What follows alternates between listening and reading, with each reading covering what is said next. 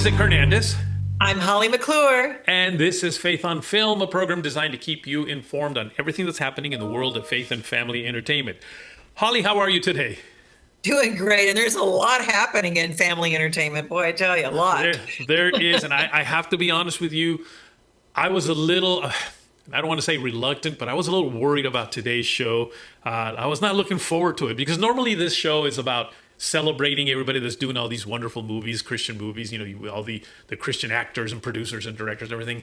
But today we're almost going to be talking more in a warning fashion, aren't we? Well, it is, and it is, and we're saying the good and the bad and the good. And the thing is that we all know Christians go see movies. Yeah. So I'm sorry, you go see just as many movies as secular people do. Statistically, I can prove that. So we're not just here to talk about, it's great when we talk about faith-based films and the actors and people behind it. But, sometimes you can see a secular movie and there are faith elements in that. And sometimes there's the opposite of faith. And we need to warn you about that. Well, this one technically that we're going to talk about right now does have faith. It's just faith in the entirely wrong person. Mm-hmm. It really is. Let's talk about it. Doctor Strange in the multi-universe. Yeah. Oh, for people that haven't seen it, I'm telling you, this review is going to help you make that decision not to. Well, I'm glad you mentioned review because we have exactly that. We have your review on this movie, all right? This is Holly on Hollywood. Hi, I'm Holly McClure with a Holly on Hollywood movie review. Let's take a look. Every night, I dream the same dream. Doctor Strange in the Multiverse of Madness starts with Dr. Stephen Strange reluctantly attending the wedding of a Dr. Christine Palmer, his former girlfriend. During the reception, a giant monster chases a young girl down the street to gain her mysterious powers. Dr. Strange enlists the help of Sorcerer Supreme Wong and Wanda to track down the creatures, but instead, Stephen and America are thrust into yet another universe where they have to get help from the universe's more evil Doctor Strange. Meanwhile, evil witchcraft overtakes Wanda, who attempts to kill everyone to take over the world. Benedict Cumberbatch, Elizabeth Olsen, Benedict Wong, and Rachel McAdams also star. The PG-13 is for fighting in almost every scene, mass destruction, crazy monsters, and surprisingly, satanic themes and religious profanity. This is a much darker, more horror-based adventure with an emphasis on witchcraft, crossing different timelines, a resurrected from the dead Doctor Strange, depictions of a decomposing body, fatal fight scenes. In other words, this is not a kid-friendly Doctor Strange. It should have had an R rating. It's full of satanic themes, the Illuminati, witchcraft, demons, possession, occult, rituals, and more. Gomez is a charming and expressive young actor, and she brings out a softer side of Cumberbatch.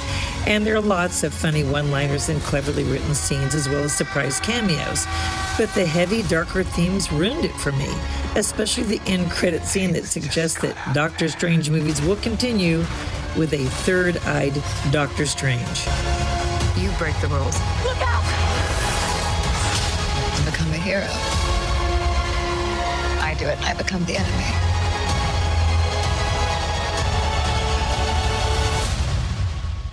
It doesn't seem fair.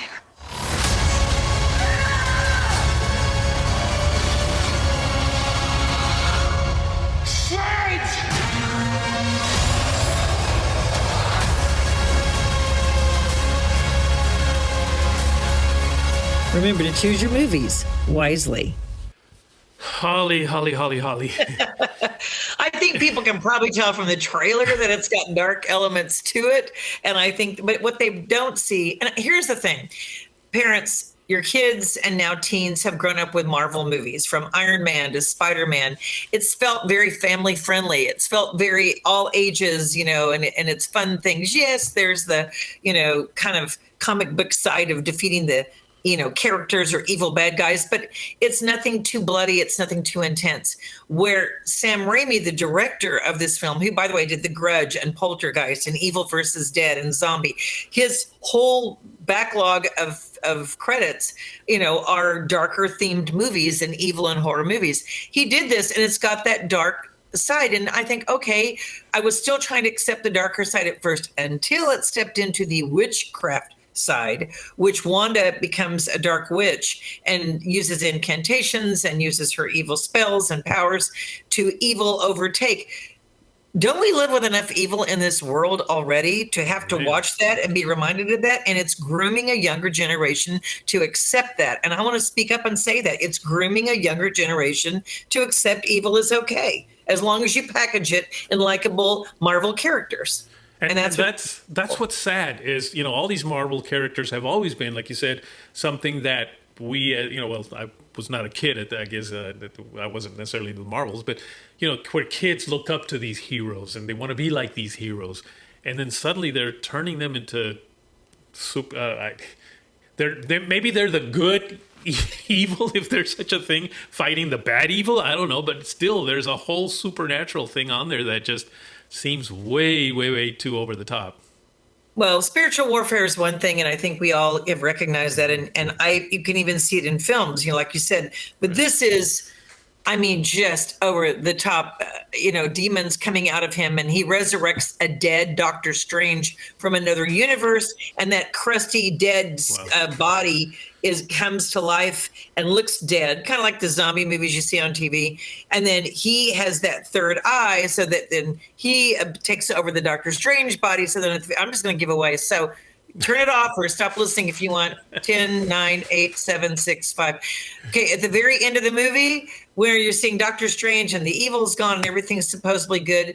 And if you stay for the credits, which is what Marvel does, they put those extra little scenes in with the credits. Well, when you do that, his third eye pops open in the normal Doctor Strange. So that's still in him. So it just is that gateway. And I'm like, yeah, okay, you ruined it for me. It ruined it for me. I loved Doctor Strange before this. And now it's like, I don't know. Anyway, we beware, parents, and of taking your children. Because parents are taking young children to see this, and I don't understand. I was going to ask you that. When you went to see it, did you see a lot of kids there? Yes, there was parents with kids, and they're like 8, 9, and 10 years old. It's PG-13 for a reason. It should be probably R, but it's PG-13 for a reason. Wow. It's just too. I don't understand how kids are not having nightmares after seeing some of this stuff. I really don't. And they probably are. And parents don't connect the fact that it's because they took them to that movie, you know. But anyway. I'm going to go a little bit deeper into this.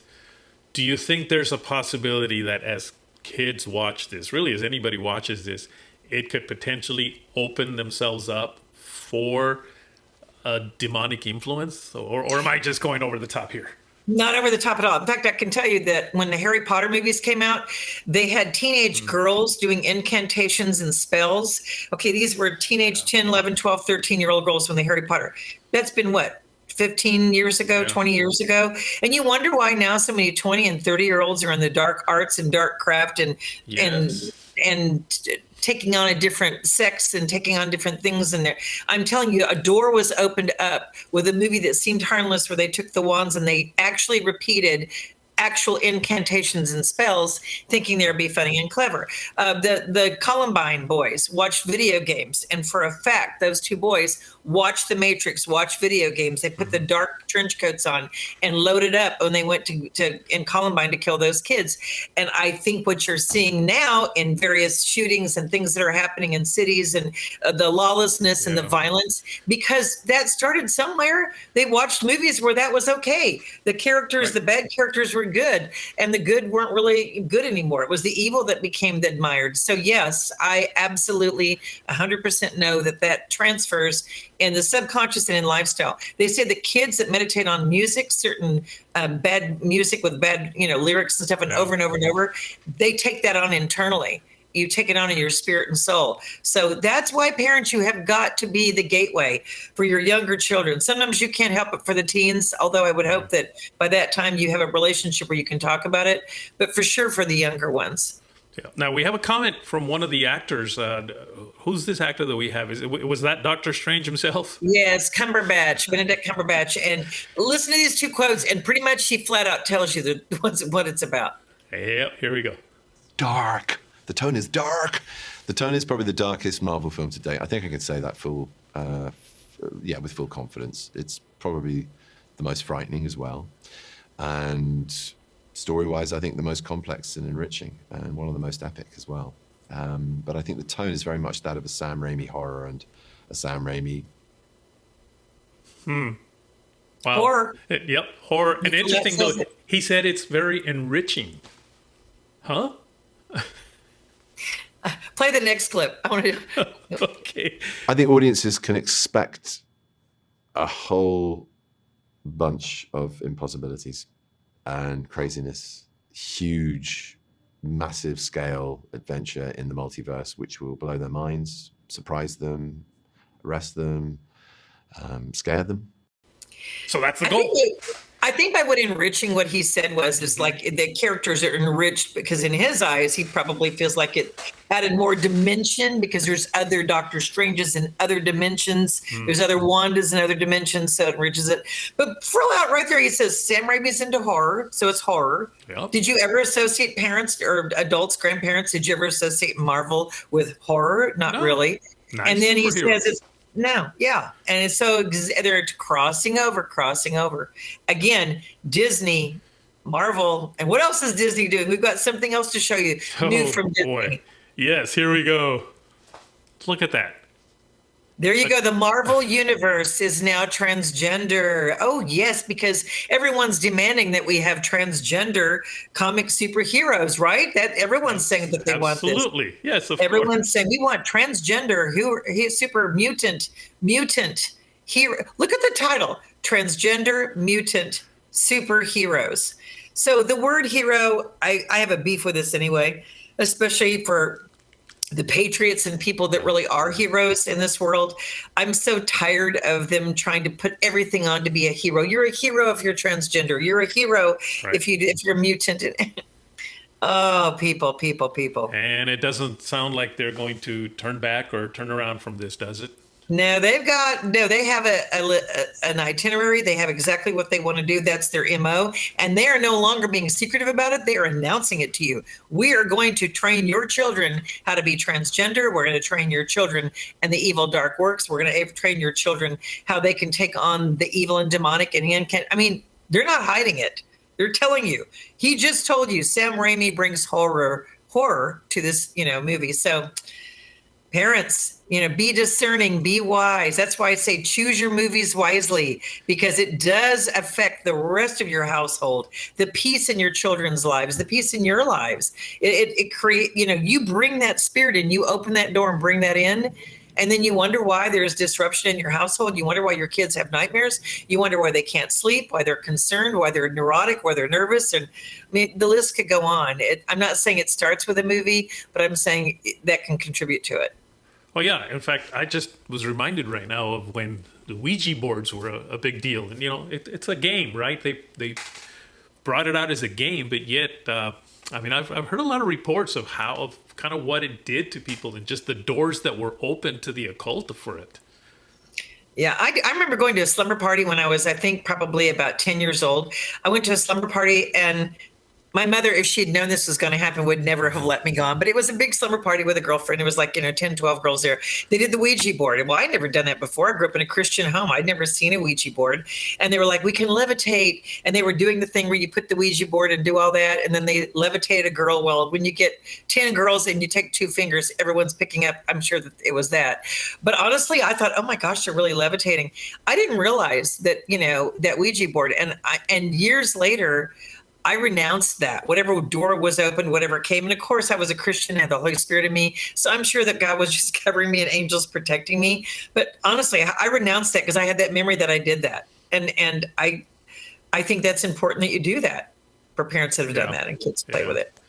But then there's some good things in theaters too. Let's talk about the exciting good things. There is some good things in Hollywood.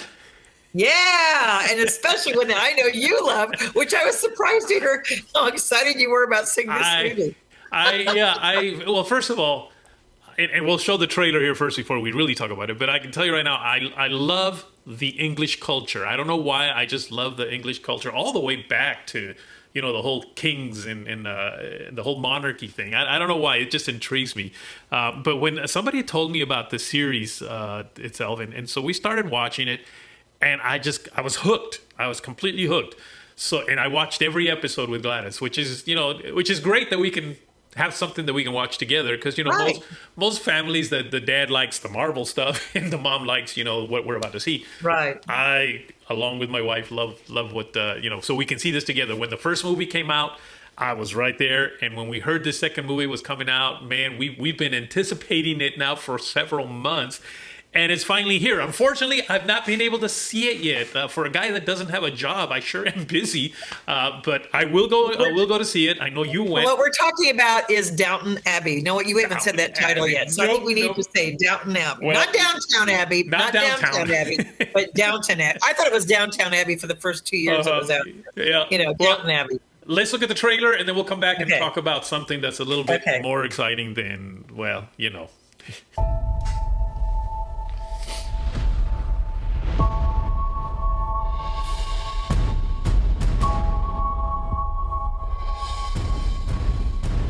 Years ago, before you were born, I met a man, and now I've come into the possession of a villa in the south of France. What?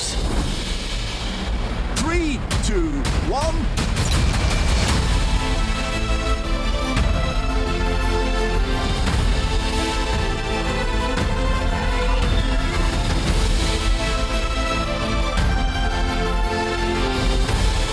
They better be warned. The British are coming.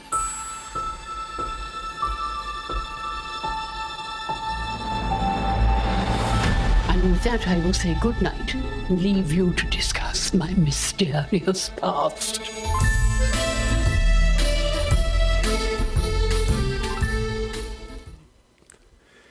What a treasure that Maggie is. Oh, what a treasure she is. I love this movie. You're going to love this movie. The costumes, like you said, the British culture, especially that early culture.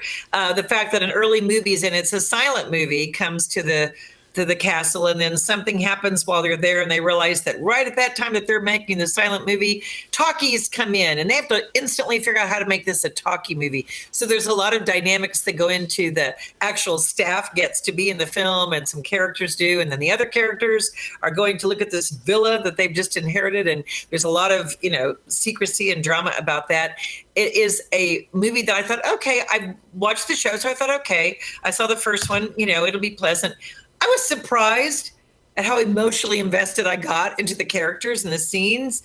There's forgiveness, love, redemption, and death and life and birth. And it just has all the emotions. And I got teary-eyed in a couple of scenes. I'm telling you, it touched me more than I thought it would. So I think everyone's going to really enjoy this. Now, of course, it really sounds like we're promoting it a little bit, and it's not a family movie because it's not necessarily a movie kids would enjoy going to see. At least I don't think so. I don't know. No, it's not. No, this is for adults or mature teens who are into that. But are there any warnings that you might have, even us as adults, but as adults who are believers? Is there any warnings in there that we might be watchful for? I don't know if it's so much a warning as probably, but I'm just saying there in the other Downton Abbey, there was a gay character and that was developed in the other Downton Abbey with a relationship and a kissing scene. And I was kind of like, I hope they don't do that to this movie. Cause I'm sorry, for me, that just ruined the other thing. Personally speaking, just for me. But in this particular film, because Hollywood comes, there's an actor that's in the film that comes, and the character that is, I forgot his name, but that's the gay character in Downton Abbey who plays, I think, a personal butler, and he's assigned to him. And so it's alluded to when he asked him, would you want to come work for me? And he said, well, if I did, what am I? He goes, well, you'd be traveling, you'd be my butler. I could use that. He goes, what else would be required? He says, whatever you want. So it is implied that there may be a relationship there, but there is no sexual situations shown in any of the movie. There's no kissing situations shown. So I think for people that's not a big deal, it won't be a big deal. And for people that may be a big deal, it still is not going to be a big deal. Because it's not strongly pushed, which, honestly, it seems like every movie has to push a gay character. In Doctor Strange, I forgot to tell you, in Doctor Strange, the girl America has two mothers and her gay mothers kiss. And she talks about how she misses them because they kiss, and then something happens to the gay mothers, and then, she's gay herself. And so there's a big part of Doctor Strange, sorry to throw back, but I forgot to mention that is focused on that. And in this, it's not. So Again, we're not saying that if you have a gay person in your life or a relative or whatever, we're not coming against anyone. We're not saying anything against this, but we're saying that because we are Christians, certain people believe some way, certain people believe another. So we have to present all sides. That's what I feel like we have to do. What about nudity? Is there any nudity in it? No. Foul language? I wish I could say I could remember. Not that I remember. If there is, there may be like slightly, but honestly, I don't remember that being. And I usually hear it if it's in there and it's very aware. But because of the times, the culture and the times, it really isn't. Well, I can't wait to get out there. Maybe I'll even go see it tonight. Do I have to? No, I can't tonight. I have church tonight. Maybe tomorrow. Downton or church? Downton or church? Which do you choose? If I say Downton Abbey, I'm going to get letters. So no, I'm going to church. I'll go to Downton Abbey tomorrow. Then you chose that over church. Now, we just talked about a movie that I don't think anybody should see. And then we talked about a movie that more than likely most women are going to go see, or guys like me who are in touch with our feminine side, not gay side, feminine side. But what about movies that are for those guys that just love the big action stuff? What do we have for them? And for the women, because I love action adventure hero movies. So, I mean, this is a movie that's going to bring in the older generation because they saw the first one, the younger generation because they've had a need for speed and have heard the lines quoted so much. For the teenagers, this Top Gun Maverick is what we're talking about. And I saw it last night, and I am so excited about this movie. Yeah. See, you are like the female version of me because I'm a male that likes these Downton Abbey type movies. You're a female that likes the action movies. I love Downton Abbey too. I did love and appreciate it, but I love the action movies too. I could not wait for this. We could go either way. I tell you what, Top Gun was supposed to have been done in 2020. It was made several years ago, 3 or 4 years ago. It was supposed to have been released right as the pandemic hit. It was supposed to be the big summer release. So, of course, because of COVID, everything was shut down. They couldn't show it. And then they were getting the big push, show this on stream. And Tom Cruise said, absolutely not. This movie won't be shown until we can get back in theaters. Last summer, it was going to be released. They had a date on it for summer. They had a date last fall, but with the way that it was sketchy and theaters were still being closed, said, no, I'm waiting till it's over. So long overdue, 2 years past the release when it was supposed to. But you know what? They couldn't have done it better. It had all the accolades that it should have gotten. I was going to ask you, did he make the right choice? He made the perfect choice. This is a movie that you need to see on the biggest screen you can see, with the best sound system you can see, where literally your seat's rattling while you're watching it. It's so good. Goodness. Well, let's check out the trailer, and then we'll come back and talk about it a little bit, all right?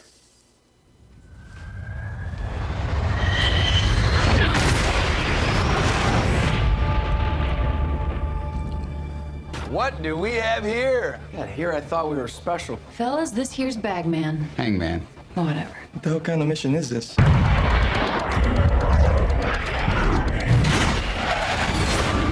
Everyone here is the best there is. Who the hell are they gonna get to teach us?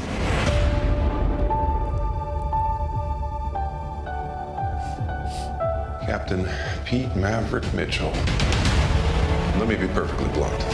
You are not my first choice. You are here at the request of Admiral Kazansky, a.k.a. Iceman. He seems to think that you have something left to offer the Navy. What that is, I can't imagine. With all due respect, sir, I'm not a teacher.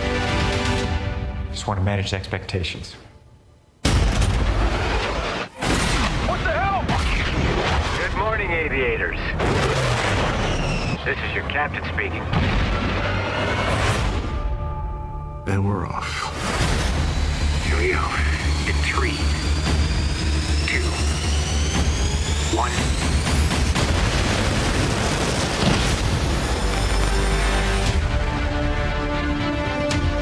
We're going into combat on a level no living pilot's ever seen. Not even him. You think up there you're dead. Believe me.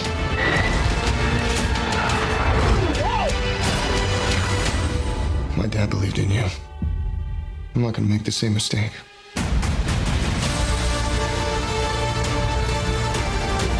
Someone's not coming back from this. Those are your pilots. Anything happens to them.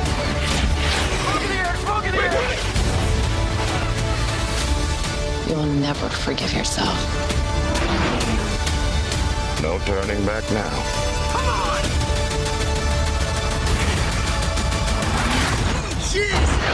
Having any fun yet?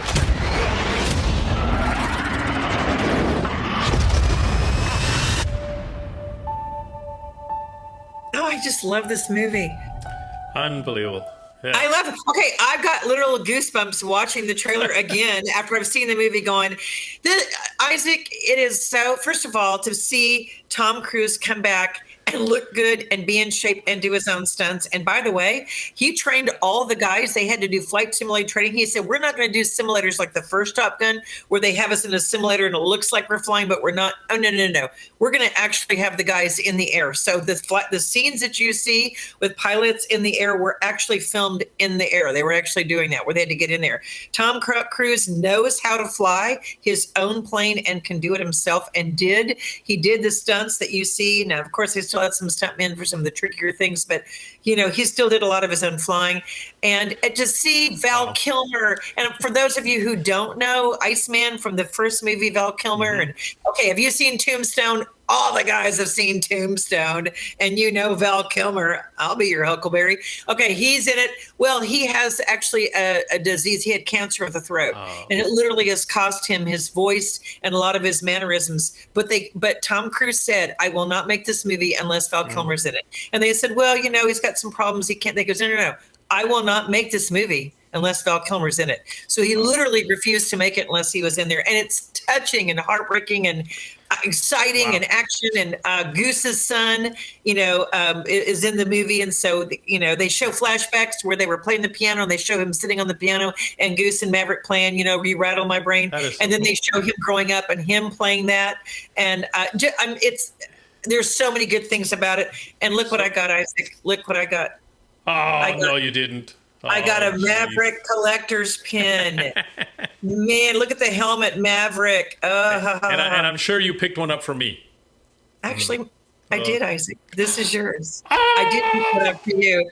I said I have to have one for my other partner. Oh, my goodness. Thank you. Well, putting it in the envelope. Oh, this is for you. Yeah. What a way to end this thing, because we have run out of time here. But it was, I'm so glad that we were able to change it up from that dark stuff to this stuff, because I've got two movies I got to go see now. And there is language in it, so parents be discerning for little ones. It's not a little one's film. It's just not. But for the older kids and teens, they're going to love it. Right. Aside from the language, there's nothing else. Great. Well, folks, I want to remind you that you can always write us at faithunfilmtv@gmail.com. That's faithunfilmtv@gmail.com. And you can also follow us on Instagram, Facebook, and Twitter. Not necessarily in that order, but you can follow us on that at faithunfilmtv. And also, if we've got a lot of past shows that I've done over the past 3 years, you can find them on YouTube. Just look for Faith on Film TV on YouTube. And while you're there watching any one of those shows, just hit that little subscribe button, because I'm trying to really raise up our subscription, our subscribers on YouTube. So please help us get more subscribers. And tell your friends about us too, so that we have more viewers and everyone can learn from this and enjoy our entertainment. Absolutely. Holly, we'll see you next week, all right? Thanks so much, Isaac. Bye-bye, folks.